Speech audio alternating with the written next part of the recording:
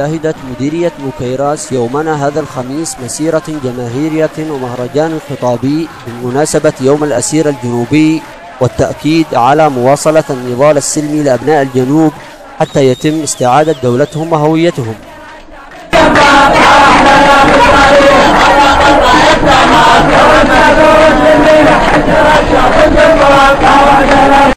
ومنذ الصباح الباكر من يومنا هذا توافد المئات من القرى والمدن ببوكيراس للمشاركة بفعالية في المسيرة التي دعا إليها حراك المديرية للارتقاء بالنضال السلمي لأبناء الجنوب بما يواكب المتغيرات على الساحة.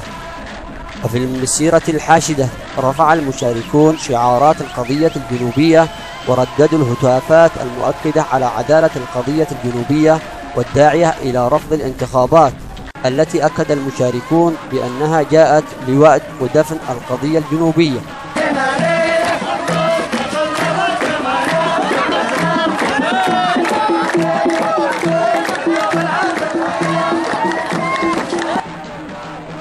واختتمت المسيرة بمهرجان خطابي استهله الشيخ أحمد محمد المصيادي رئيس مجلس الحراك ببوكيراس بكلمة حية في مستهلها الروح الثورية للمشاركين، داعيا إياهم إلى جعل القضية الجنوبية فوق كل التطلعات والمنافع، ومجددا الدعوة لرفض الانتخابات، ومدينا الحادثة النكراء التي تعرض لها القيادي البارز شلال علي شايع من قبل عناصر قوات الاحتلال. كما جدد المصيادي تضامن أبناء مديرية بوكيراس مع صحيفة الأيام الموقوفة.